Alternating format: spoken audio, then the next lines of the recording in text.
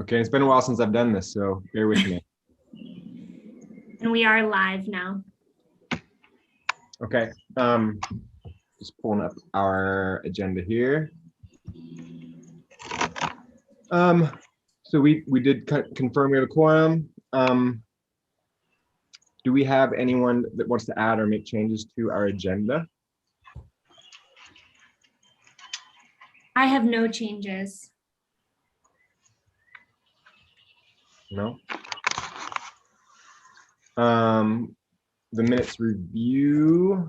Has anyone reviewed or have any changes for the minutes? I've got some changes for the minute. Let me pull that up. Yeah, I'm pulling it up too. So in the minutes, Stephanie, that's why I was clarifying it. So it shows like a 6-0 vote, but if they're counting mine, so all of those votes should be 5 zeros. And then on discussion item 4, it said that I seconded something and I didn't. So someone needs to claim that second, and then that vote again goes to 5-0. Is that number 4 you said? Yeah, 4, if you look at the motion that Cole moved it and Okay. and I seconded it, but I didn't. Okay, well, I have notes, my handwritten notes from that meeting, so I'll go figure out who it was that was seconded, and it may have just been that Cheryl and listening to the meeting didn't catch it, but we'll get that corrected and change also all the 6 zeros to 5 zeros. Yep, sounds good. And actually, Jesse, just to be official about it, let's go ahead and roll call. Oh, of course. If you don't mind. Okay, so chair is Jesse Molzering. Here. You're here, okay. And vice chair is Lisa Frazier. Here. Carl Cuthbertson. Here. Chelsea Gailey is not here. Cole Kenworthy. Here. Thank you. Andrew Landstrom. Here. Brianna McCormley is not here. Jason Pattison. Here. And Rob English. Here. All right. Okay, we do have a quorum. Thank you. Yeah, thank you, Stephanie. So and we had some changes to the minutes, but did we have a vote on the minutes yet? I'm sorry. Okay. Yeah. My bad. It's been a while since I've done this. No worries. This is such an awkward medium. We all understand. Yeah. But we will need a motion and a second for We have a motion. Second.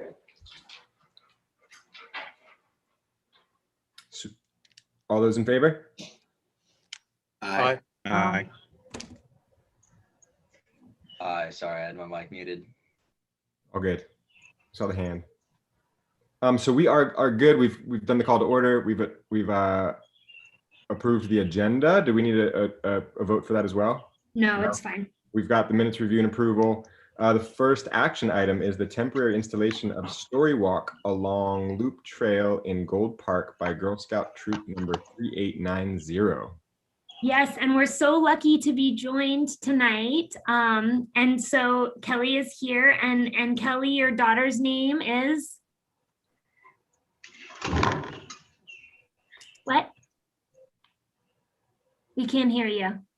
Bridget.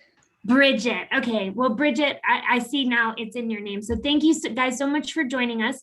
Kelly reached out to me with an idea for a new installation in Gold Park. And so I invited her to come to this meeting to share with you what it is her troop wants to do. I also included the project narrative and map in your packets, which I can pull up if we need to, but I will just leave our faces up on the screen for now, unless we need to look at that information. So Kelly, thanks for coming, and maybe you and Bridget could talk to the board a little bit about your ideas. Sure. Story Walk, if you've ever been to one, takes a children's book and it puts a page of a book along, and it encourages families to come outside and spend time together, encourages people to visit new parks and to come back to old parks for something new, and then just to enjoy spending out time and reading. And Bridget, what do you like about Story Walks? a story that I can read while I'm hiking. Yeah, Bridget likes a story she can read while she's hiking. She just finished kindergarten, and reading is something that is new for her and that she's working really hard at.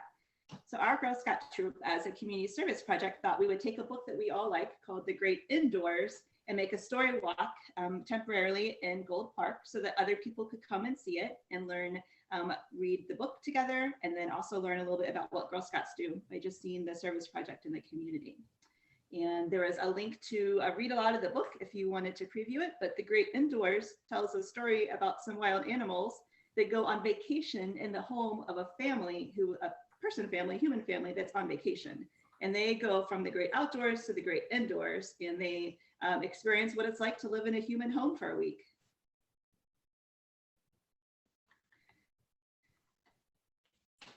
Hopefully they build some sympathy for those of us who have been at home for over a year now, right? Absolutely. So board members, please ask any questions you have of Kelly. That's what she's here to do tonight. The proposal is clearly laid out. This installation would include the pages of the book being laminated so that they're weatherproof in the rain. The map shows that it would be installed around the blue loop of Gold Park, which goes around the field. It's probably the most used loop in the park. So it has a lot of good visibility. It's close to the play area, close to the field, and close to the dog park. And it will only be up for about a month. So it's about a month of installation. And I think it would be great for the town to promote it on our social media and town newsletters, so that people, know that it's there, and it could draw visitors to the park. And certainly at that time, I think the schools will be back in person in the fall. And, several of our elementary schools in the area use Gold Park. So we can also let them know that this is there, because it seems like it would be a good field trip for, school age kids to go to see.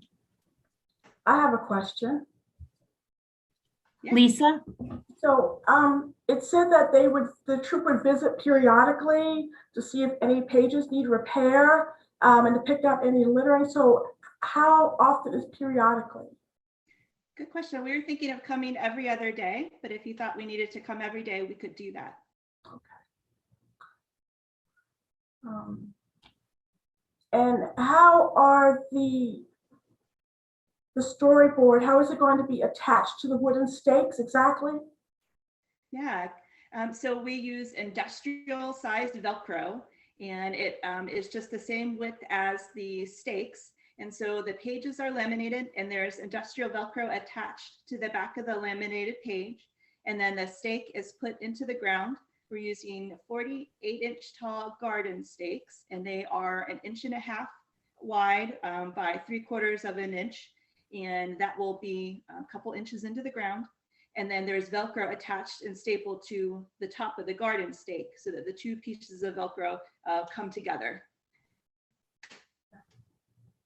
We found these from the creator of Storywalk. She's in Vermont, and she has put Storywalks all over New England. And we followed her guidelines for choosing the stakes and the lamination, and then also the Velcro as well, just from her experience. I did look at the one that was in Charlotte. Very nice. Very nice indeed. Yes. Very Yeah. nice. They put up some maybe semi-permanent ones that look really sharp. Yeah, I look forward to bringing my grandson so I can read it along the trail with him. That would be great. Yeah, those garden stakes will be a good height too for kids to read, Mhm. because it'll be at kid level. So that was something that I was happy to see. Yeah, kid level, but also not too low, so that the grown-ups that are reading can also Mhm. read that easily as well. But yeah. So Parks and Rec board members, it has been a while since we met. Everyone, Kelly, forgive us, we're pretty rusty. This has been a weird year. So generally when people come to us with project ideas and you guys hear a presentation, you have an opportunity to ask questions and to just offer any comments and feedback. But then eventually what we'd like is actually an approval by the board, or not for some reason if it wasn't acceptable.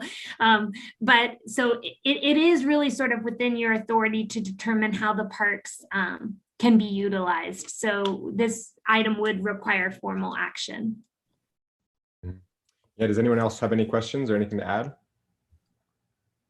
Not really a question, but Kelly and Bridget, this is a wonderful idea and combines two things, which I think we should always prioritize, reading and being outside and being active. So I think it's absolutely wonderful. And thank you for coming to us with this great idea. And Rob, did you have something to add as well? I saw your hand go up. I just wanted to basically say the same thing that he bringing this to the Parks Recreation Board. I think it's a wonderful project, and look forward to to seeing the installation. And yeah, thank you very much. Yeah, thank you. A great idea. Do we have a motion for approval? So moved. Yeah. Do we have a second? Second.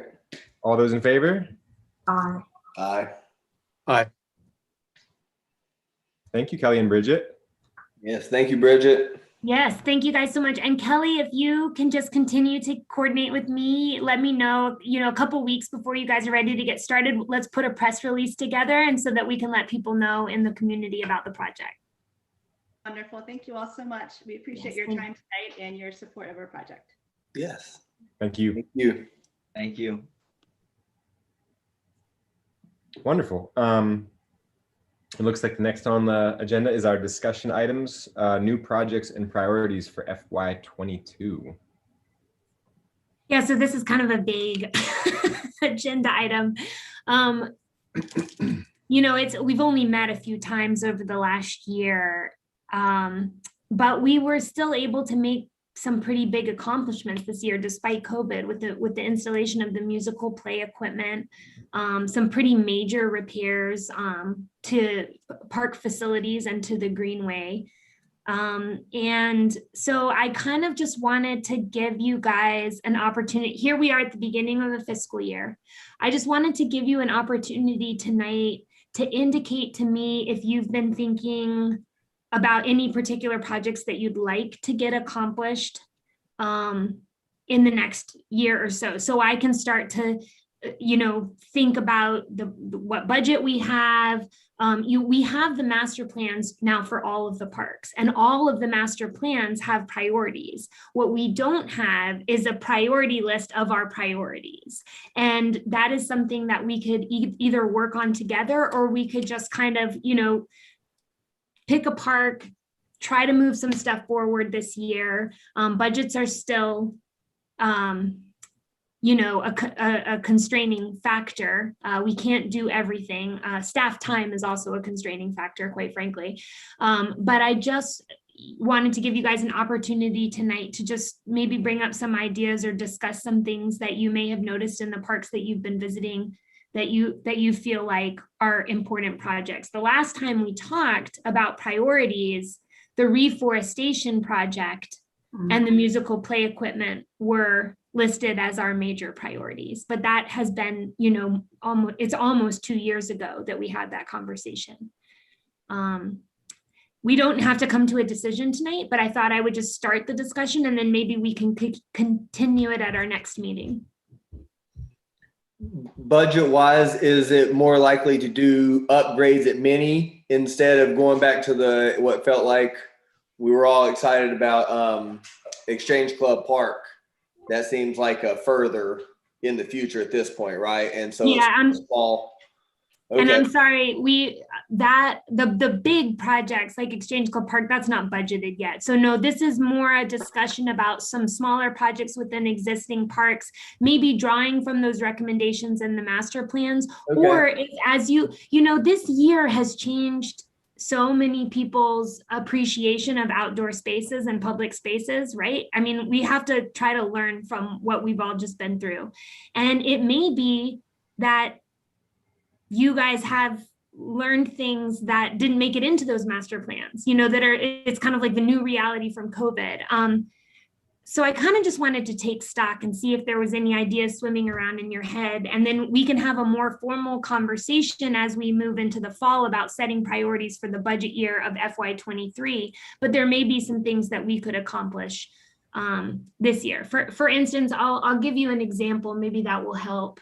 I've noticed that the tot lots, like Turnip Patch and Murray Street especially, are being used, have been over the course of the last year, used a lot more frequently by people who don't have children, who are just looking for an outdoor space to go during the day, get away from their computers, get out of their house.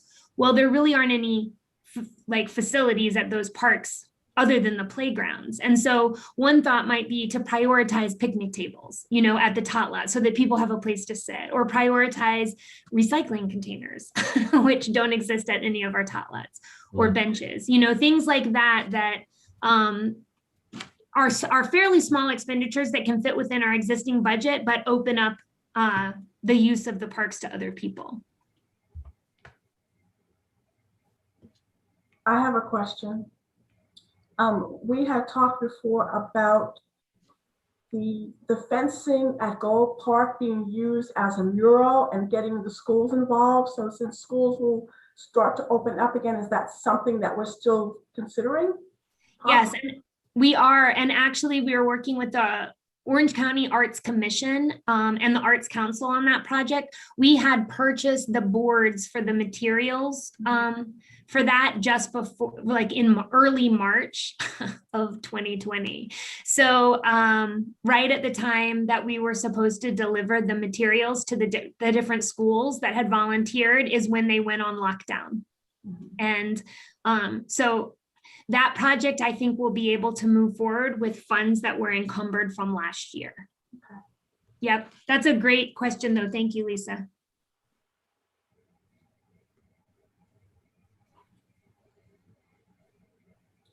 I have another question. What about the bat houses? Yeah, those haven't gone in yet. I haven't heard back from that troop, but I assume they're working on them. Okay. Mm-hmm.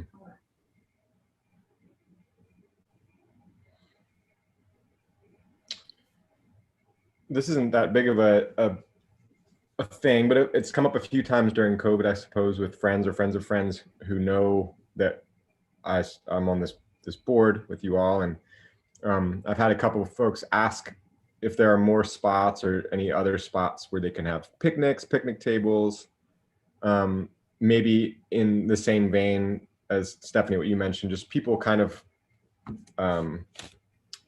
making an extra effort or looking a little for a slightly new spot to go explore and be outside, especially with the nicer weather. And is there any space for a smaller budget item like that, like picnic tables, that we could maybe explore a new couple nooks and crannies along the trails or in the parks where people could sit and enjoy lunch or read a book?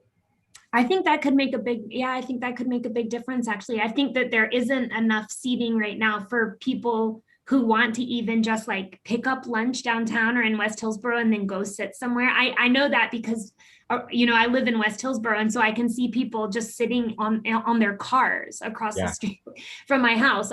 Whereas I think if we had additional picnic tables available along the trails or at some of the smaller parks that are walkable in neighborhoods, I think people would use those. Another thing that I've thought about for a number of years is just providing benches in the cemeteries more, because the cemeteries, especially the town cemetery, it is visited, of course, by people who are visiting their loved ones who are buried there, but it's also used for recreation. People like walk the streets. It's a stable surface, it's paved, and it's quite isolated. But there really aren't any places to rest or sit. So that's another thought I've had, which maybe is a little bit different than the Parks and Rec Board, but from a public space budget standpoint, trying to get 2 or 3 benches. People are just using public spaces really differently than they did before. And those pedestrian amenities can make a pretty big difference, especially for people who just need a spot to stop and rest in the middle of the walk. Yeah, that would be great. I think Cole, you had something a minute ago, maybe? No, nothing I can remember. I was just listening. I like the idea of more trash cans, more recycling bins, and seating any and all places. I can't think of off the top of my head where I would like to see that in but like, yeah, any and all places. I think people are being creative in this go around, and connectivity was a big part of what we've been going for. So people out, and yeah, I had nothing.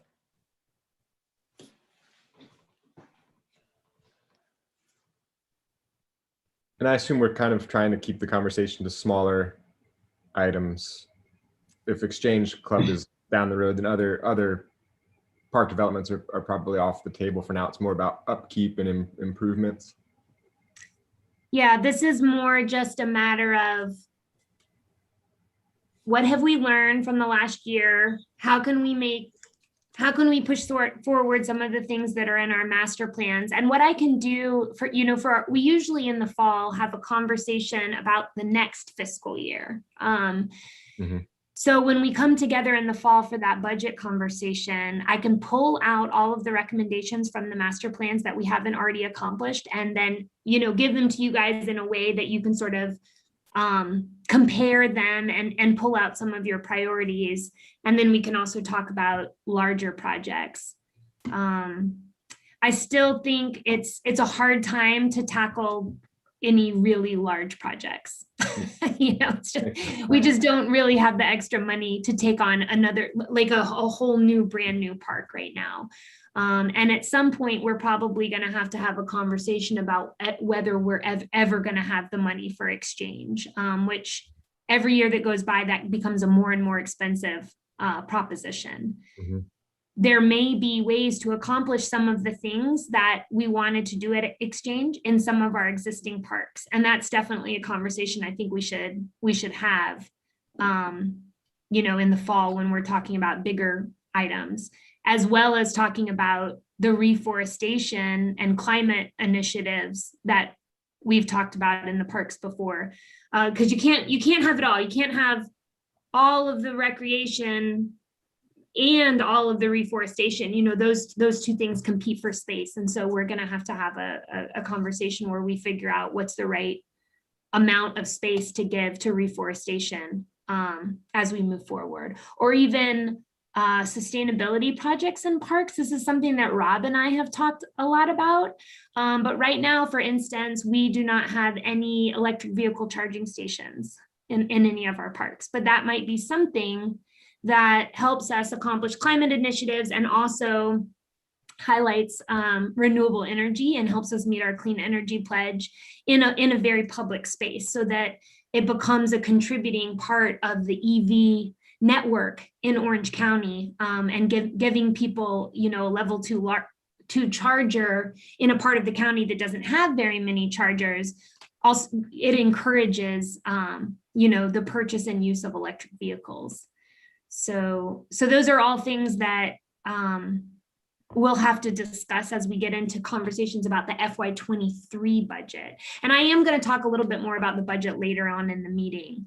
But mostly for this agenda item, I just wanted to know if there was any really kind of burning needs or desires that anything that you've noticed when you've been out in the parks this year that, you're like, we need a picnic table right there. We need a bench, or like this doggy poo station is in the wrong spot.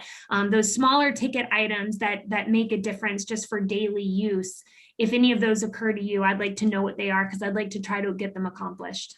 The frustrating things that come across are like two of them would be the floods down at Gold Park and how that affects the dog park and that area when that happens. And then like the little nitpicky thing, I had a couple families when you mentioned Turnip Patch, and I think that's what I raised my hand is they say they love that park. It's one of their favorites, but they never leave without a splinter.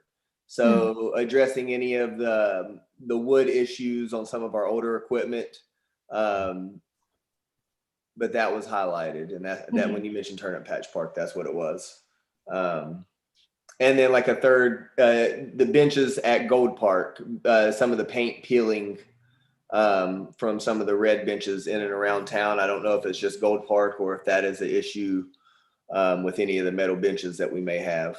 But a little upkeep like that. Yeah, it is funny. Those, we use that style of bench all over town, but we only use that one color in Gold Park, and that's the only color that peels. So my long-term plan is to not use that color anymore. In downtown, we use black, and then on Riverwalk, we use, I think it's called hazelnut. It's like a different brown, and neither of those peel at all. But the ones that were installed in Gold Park, which are also an older version of the product, we have to do touch-up paint about twice a year on the powder coating just pops off. But yeah, it's probably time for us to do that again, especially with as much use as equipment is getting. This year, we've had 10 times as many park visitors as we do in a normal year. Also, the musical equipment is great. I got to go out on a field trip today with the kids and explore, and I've been out with my dog several times, but that's great. And I've seen many families use it. Old Little School family. It's been great. It's been great to see. And yeah, that's another category of potential projects that I think we should continue to talk about is products that create more inclusivity at the parks. And the musical play equipment, of course, is a step in the right direction. But I still think we have a long way to go to being an inclusive community. And so, trying to advance connectivity, accessibility, equity, and inclusivity kind of all the time, I think is something that we just need to stay on top of. And not like check the box and move on from it, right? Right. All right, well, that gives me enough to kind of, oh, I'm sorry, go ahead. No, I'm sorry, I'm driving and I'll just have to do this carefully, which is why I'm on video. But, the only other thing I was going to add was, vandalism aside, we really liked the little library in Cades Creek Park. And I'm curious as to whether something like that would work in other parks, in other parts of Hillsborough. It seems to me that would also help with these spaces being something where the community comes together for multiple different reasons, and I agree it becomes an equity issue. So I wonder if anything we can do to encourage literacy, and I love the idea of books while walking and stuff, but like something like that wouldn't be too much, I'd imagine. It might be of value. Yeah, that's a great idea. And just, I don't know if you knew this, Andrew, but the little library at Cades Creek Park that was damaged just went back up this week. So we now have the little library back at Cades Creek Park. We also have one at Gold Park and we have one at Turnip Patch Park. And those are all projects that were done by volunteers. We have in our master plan recommendations to have one at Murray Street Park and Hillsborough Heights Park as well, but we don't have them yet. So maybe that's something we can work with volunteers this year to get done, because they absolutely, all three of the ones we have get used. And someone was talking about a little library. Someone sent me an idea a while back about a little library that was actually not for books. It was like a seed exchange for native seeds and pollinator seeds and like even little plant starts. I don't know. I think it was one of the garden club members that just sent me an article about, and we've also had people contact us about using that same sort of little library mentality for sharing canned foods. And I think the police have taken that idea and run with it. For something that the community police can do. But the whole idea of sharing things through a free exchange, it's not limited to libraries. There may be other ways that we can use public spaces to still have that type of community building. I don't know if you guys have seen the scarves that people knit and then hang downtown for free for people, but yeah, those kinds of activities, public spaces are great for that, Mm-hmm.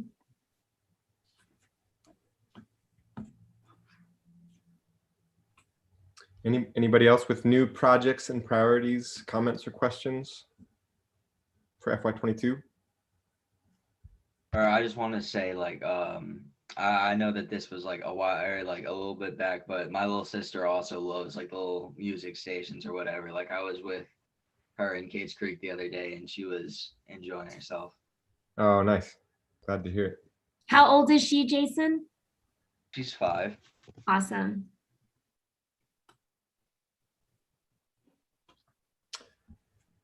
Well, if we have no further comments or questions for our new projects and priorities for FY22, we can move ahead to the Parks and Recreation related reports. Rob, would you like to start? Sure. So I'll just summarize a couple of town board stuff. What we're really, focusing on right now is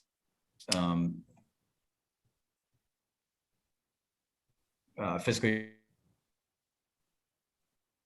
budget 22.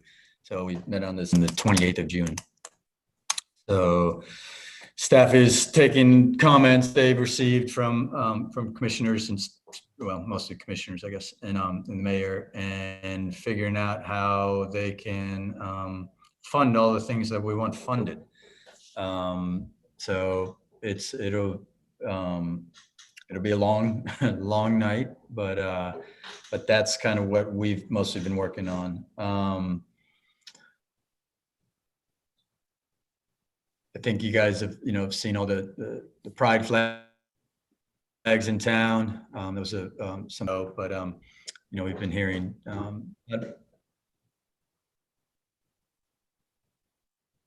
mostly positive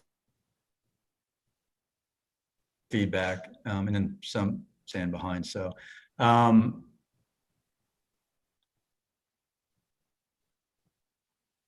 what else? That's all I can think of actually right now in terms of. Rob, do you want to say anything about the Fair?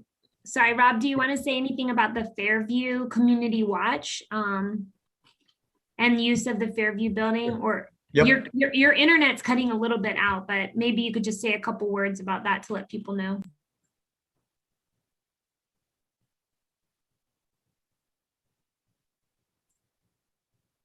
Or maybe not. I think Rob's frozen again. We're gonna have to get Rob one of those little Verizon hotspots. Okay, so I'll tell you guys that the Fairview community, that Hillsborough has a police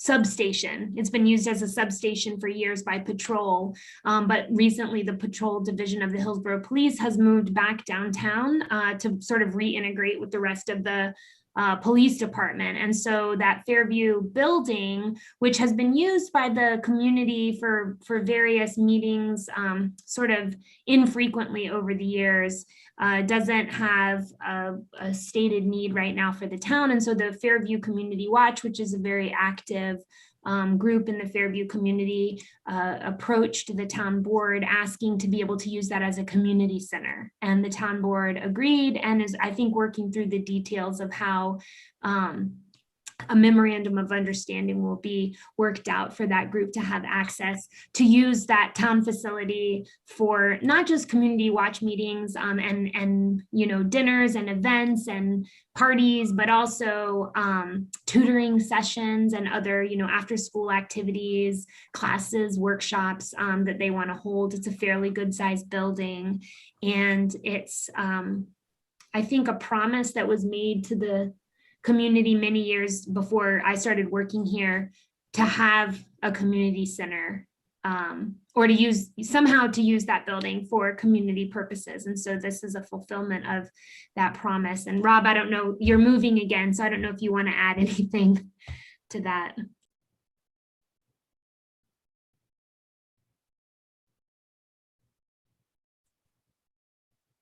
Now he's stuck again. Okay, well, that is a part of the budget discussions. And I think it goes to show that you can get creative.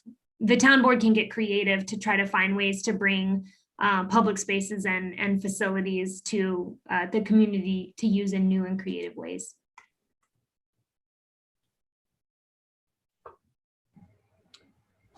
Any questions or comments? Should we move ahead with planning board?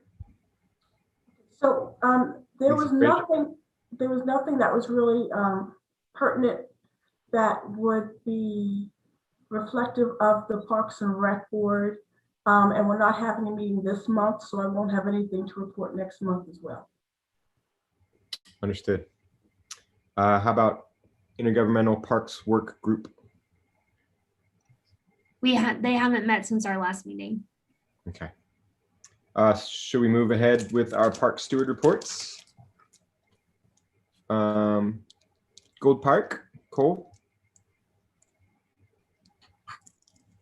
Me, Gold Park's looking pretty good. The benches I mentioned, they're starting to peel a little bit. And then the board on the Riverwalk, I had sent Stephanie a picture a morning or two ago. Other than that, we're looking pretty good. Have the bathrooms been okay since that one go round? So far, yeah, and we did get those boards replaced this morning. Okay, great. Oh, great. How about Kate's Creek Park? Andrew, you with us? We know you're driving, so we can. You okay? I think I heard something. It was pretty quiet. Let me try now. Can you hear me okay? Yeah, that's much better. I apologize. So I worries. so I have to admit that I have been by in the last couple of weeks. Work has been pretty intense. But I don't.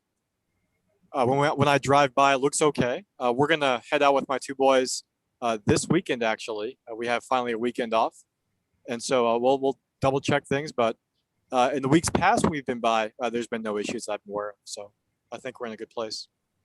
Great.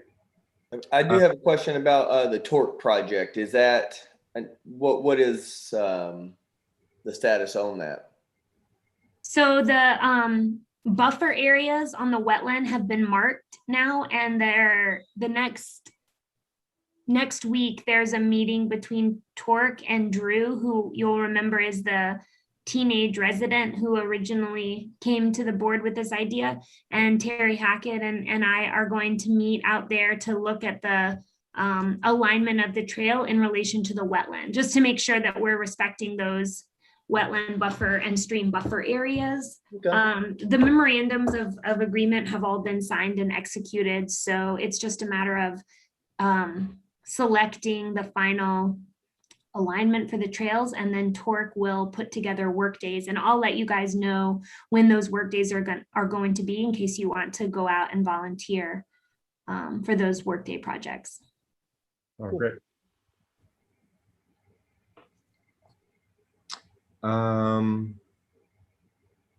Murray Street Park? Okay, so it looks good. I know we've had a lot of rain lately, so we do need some more mulch. Steps look great. A lot of clover is growing up because of all the rain. But everything looks good, intact. I love the steps. I love the steps because for a while they were in need of repair, but really nice. Thank you. Kings Highway Park, Rob? Can you hear me? We can. Can you hear me? Oh, all right. Honestly, I haven't been out there for the last, I was out there about a month ago. It looks good. It's being used.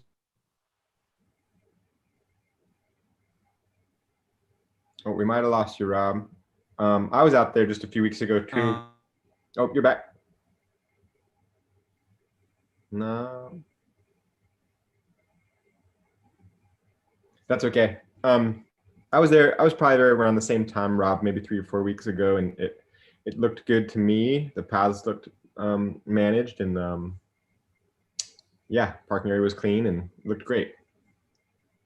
Should we go ahead to Hillsborough Heights Park?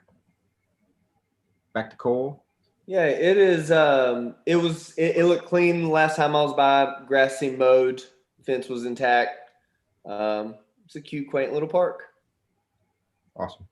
Well, there was a project happening there. That's not the Bat Box one. That was the Girl Scout, right? And that's still ongoing as well. As she's seemed like we had years to work on that, or 2 years or so. Yeah, exactly. You have such a good memory. I'm so impressed. Yeah. Yeah, she is working on her gold Scout award and has 2.5 years to finish. She has started the pollinator garden, and I don't know, Cole, if you noticed that like along the fence lines, there's new garden areas and soil that she's been putting down so that we can plant it. Okay, I did not. I'll have to check that out. Yeah, so we won't plant until the fall just because it's not a good time to plant in the summer, but she's been preparing the soil and the beds to receive plant flowers in the fall. So yeah, it's looking good down there. All right. And then the Riverwalk, myself, I've run and walked on there a few times this week or this last week, and things look good other than the boards Cole mentioned over by the Gold Park. Yeah, I don't think I saw anything that needed any attention. Not officially a public space or park, but we are going to try to get some picnic tables added and utilize that space in front of the community garden a little bit more to invite people to sit or read or do homework or whatever might be going on, and gatherings eventually when we're able to do that safely. How about Turnip Patch Park? I think we touched on this too. Yeah, so Turnip Patch has had some pretty significant repairs since the last time I saw you. We had like one of the floor joists underneath the little walkway broke. And so we just took the opportunity to remove the floorboards, replace the one that was broken, and then just kind of shore up the others, putting the floorboards back down, replacing some of the wood. Turnip Patch is a wooden structure. That's what was selected by the Parks and Rec Board when it was first put in, partially because it was in the historic district and it felt like the wood was more appropriate in the historic district. That was also just before my time here with the town, so I don't know all of the ins and outs, but it was a donated piece of equipment by I think parents did some fundraising for it. And so it's 15 years old and it's starting to show its age. It still has a lot of life left in it, but I do think an overall sanding of the structure and probably some crack filling would help it maybe not splinter as much as it has been. Although with a wood structure, you can always expect to get some splinters. It is a cypress structure. It's not pressure treated. So those splinters aren't dangerous. But anyway, we have the garden at Turnip Patch Park is really, you can tell now it's really flourishing. This is a butterfly and pollinator garden in its second year now, and it is just out of control happy. So that's good to see. We've also had a couple of trees that had to be, smaller trees that had to be removed because they weren't healthy, and some pruning that had to happen at Turnip Patch Park over the last month. The water fountains are still off. I don't know if any of you guys have received complaints, but I just haven't gotten to a level of comfort with COVID to have to have public water fountains again yet. And I'm sort of I'm trying to be, rational about it. And in working with the parks directors of Chapel Hill, Carrboro, and Orange County, they also have their water fountains off. So until further notice, people just need to bring water with them. We do sanitize, of course, all of the surfaces once a day, but a water fountain gets used a lot more than once a day. So anyway, those are still off. So if you hear any complaints, it's not that they're broken, they just haven't been turned on for the season. Maybe small project going forward is rethinking what water fountains look like in the future, like more of a refill your bottle situation. Definitely. Yeah, it's a good, like the airport kind of thing. Yeah, and we do have signs that explain that the water fountains are often not broken, but those get torn down and thrown away all the time. So we have to replace them about once a month. Anyway, the water fountains are not broken, they're just off. And hopefully, generally, that's understood by most folks. I think most of us are used to not having access to water fountains, like you said, Orange County and everyone else. So I don't think it's a I haven't Yeah, heard I was out anything there bad. today in the midday, and Not a Child said a word. They had their water bottles and everybody was playing. Our group and other families included. There, Yeah. no murmurs going around. Great. Yeah. Also, is it okay to use the bamboo walkways the way that they are over at Gold Park? Have you noticed those? Are these some like free bamboo structures like over in the bamboo area? There's no really structures. It's just it seems like paths have been created through the bamboo leading down to the river. It seems pretty cool. I just didn't know if it was encouraged or discouraged when I go there with a group of friends.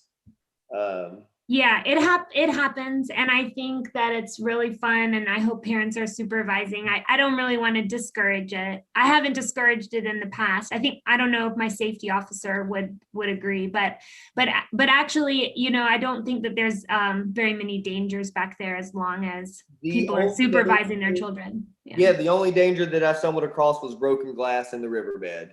Yeah. But my goodness, healthy water. They found countless crawfish. Cool. And it's magical back there underneath that tall bamboo. So, okay, that's cool. And thanks. Yeah. Great. I think we have staff updates next. Okay. I was like jotting things down as we're talking. So much going on. Okay, let me tell you guys what's going on. So for the budget, we have all of the same amount of money we have for normal maintenance of our existing park structures. We do have a little additional money than I have gotten in the past for some upgrades, and I'm hoping that that's where I can get some of these benches, picnic tables, additional waste containers, some of these spread around a little more evenly over the next year. And park repairs, this is our year where we do the Greenway bridges and boardwalks get inspected. Riverwalk gets inspected by an engineering firm to make sure that the bridges and boardwalks are being cared for and that there aren't any like major repairs coming. So there is extra money for those inspections this year. It usually costs us about $4,000, but every single element of the bridges and boardwalks is inspected and reports are generated outlining high, medium and low priority items for those facilities. If we don't do the inspections regularly, problems can get expensive very, very, very quickly. So I know you guys will probably remember we have had some floorboards on the Riverwalk bridges that had to be replaced. And of course, the Calvin Street Greenway has sort of an ongoing maintenance of floorboards and railings. But these inspections will let us know if there's any bigger structural issues going on. So that will happen in FY22. The tree boards budget is also being expanded from for new plantings.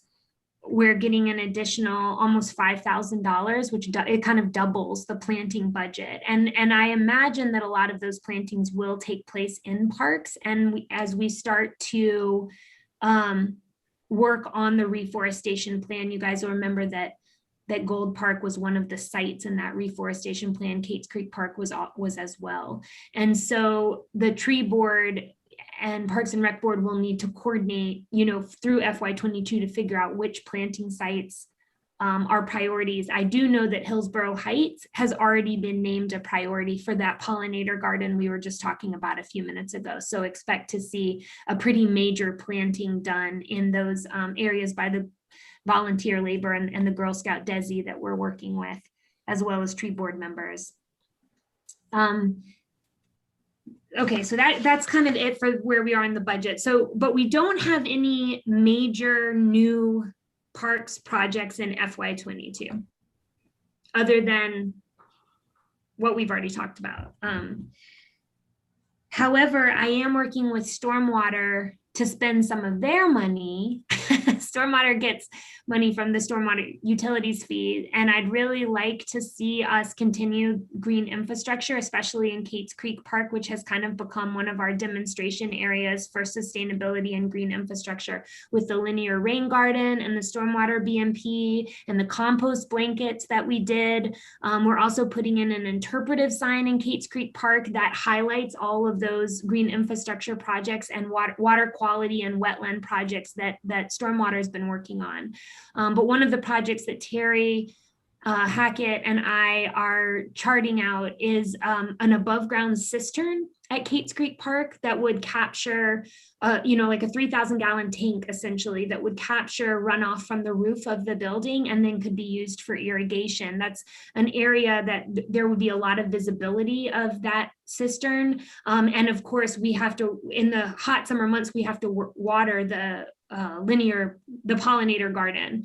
And so right now we're using treated water for that. It would be great if we could use runoff instead. So that's a project that if Terry and I can figure out how to maybe get some grant funding and use some stormwater and some of our parks funds to get that moving, we'll come back with a proposal to this board a little later this fall. But it's something that I'm excited about. And additionally, when Jesse was talking a minute ago about Kings Highway Park, I just remembered that Terry and I have also talked about the bank as you pull into the parking lot that was cut has never vegetated very well because the soil quality and that, Piedmont Electric line, corridor just isn't very good quality. And so Terry and I were talking about extending, the compost blanket idea over to Kings Highway Park and essentially mixing compost in with native wildflowers and grasses like we did at Kate's Creek Park and blowing it on that entire bank and letting it grow in with native grasses. So that's something that we would also come back to this park once we have to this board once we have a proposal. But just wanted to let you know that even though those projects don't show up in my public space budget, we're kind of pushing them through the stormwater fund. That a lot of times parks become a place where we can accomplish sustainability and water quality initiatives. Because they have so much visibility, it becomes a public education. There's a public education component to it to use the parks for that. And I think I'd like to see a little bit more of that in the future than we've had in the past. I know that's something that Rob has also talked about as a board member, wanting to pull more sustainability initiatives into the parks. So the last thing that I'll just say is about the comprehensive sustainability plan, which is a really massive undertaking for the town. We have kicked it off at a community-wide level. We have a community visioning survey.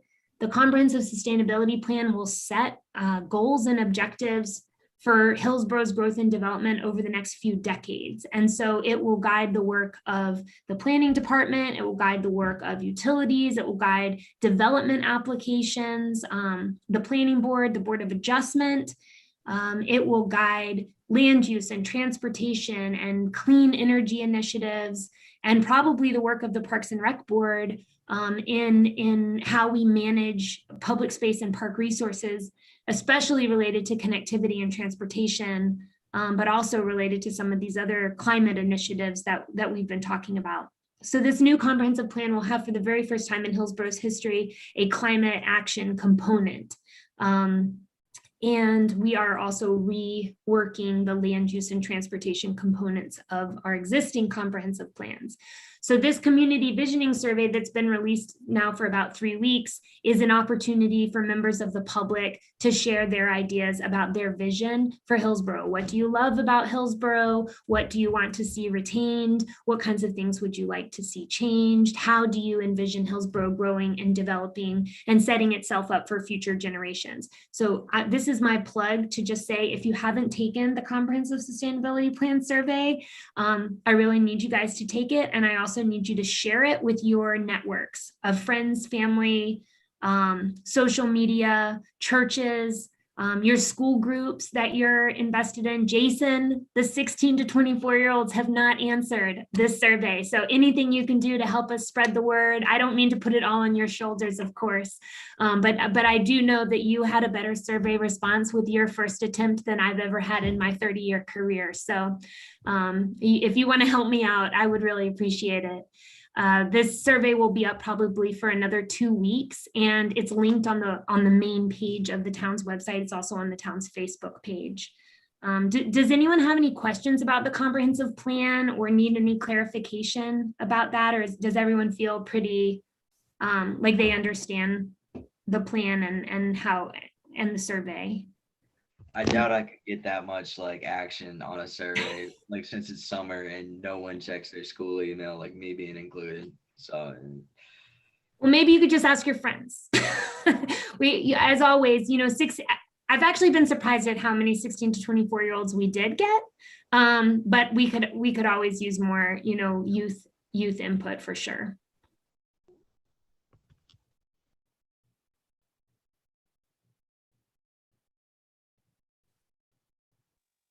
So Stephanie, we extend that if are you doing it just for 2 weeks, or is there, if you don't want or need more feedback and stuff, will you extend that at all? Yep. So it's been active now for almost 3 weeks, and we have another 2 weeks.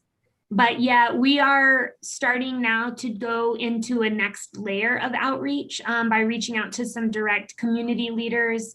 I actually sent Jesse an email earlier to help me get it out to the Hillsborough Urban Garden Network, as well as, River Association, Porch, Family Success Alliance, some of these other like community leader groups that have their own networks. They're going to help us get it out. And we will probably also have make an attempt with paper copies in certain areas. We have seen so far a pretty good distribution across neighborhoods, which is exciting for me to see. But I will say that the data is, of course, it's very skewed towards upper income. So, I'd like to do better in terms of getting like a much broader participation from like all different income levels and all different ages in town. So anyway, to answer your question, Rob, I think that we will, this survey is really important. It drives the whole plan. And so if 2 weeks goes by and we don't feel like we've gotten broad enough participation, then we'll keep it open and we'll keep trying new ways. But actually what I've learned is that people are more likely to take the survey if they hear about it from a friend, which is why I'm begging you guys to let people know about it. They will be much more willing to give 10 minutes of their time if someone they know says, hey, this is worth your time. So help me out. Help us all out. And I think that's it. I have, I'm trying to think if there were any other major repairs recently. We had some electrical problems at Gold Park. The motion sensor lights stopped working. So we had no electricity for a couple days in the park bathrooms. Of course, the park is only open during daylight hours and there's skylights. So I'm not even sure people really noticed that there was an electrical problem, but we got that fixed. And then the repairs at Turnip Patch have been another big one this month. But other than that, I think things are sort of on cruise control at the moment. We're at the end of the fiscal year. So hopefully I'll knock on wood that no other big problems come up. You want to mention the proposed position under your understanding? Yeah, I forgot to mention that in the budget. My top priority for all of the budgets that I manage was creating a new position called a facility repair coordinator. And so this would be a person that would come in that has some background in sustainability and energy that can help us start looking at managing our facilities more comprehensively, all of the town buildings, especially, and also starting to incorporate some of our clean energy initiatives into facility management. So that position has made it through the cuts so far, and hopefully we'll make it into the final budget. Right now, each facility is managed by a different person who happens to have an office in that facility. And a lot of those people don't have any background in construction or project management or facility management. So they're being asked to do a lot of work that is in addition to just their regular jobs. This person would take some of that responsibility back, freeing up staff time to do the things that that they were really hired to do, and also getting some, efficiencies and in place so that our buildings are being maintained in accordance with our, best practices and policies, but also just on a more regular schedule, saving, time and money in the end, hopefully. And I think that position is going to get funded. So it's very, very exciting. Very exciting. Awesome.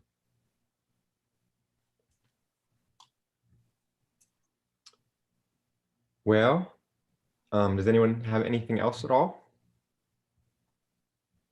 Rob?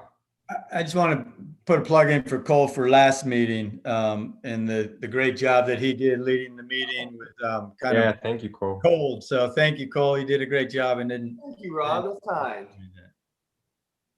That's kind. Thank you, Jesse, for giving me the opportunity. Sure thing.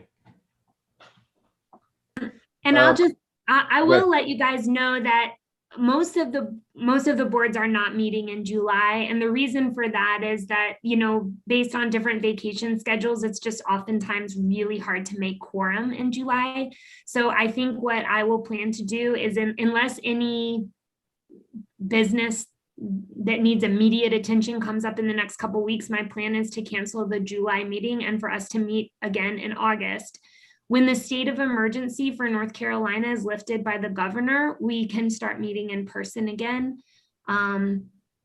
which I look forward to seeing you all in person. I hope that is early this fall, but we'll just have to wait and see what the state does. And then, of course, the town board sets the policy for in town, but I imagine we'll be able to meet again in person this fall, hopefully. Awesome.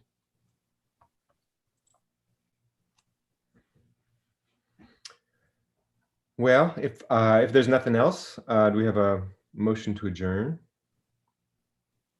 Motion to adjourn. Second. All those in favor? Aye. Aye. Well, thank you, everyone. It's great to see you all. Thank you. good to see y'all. Be Bye, well. everyone. Everybody.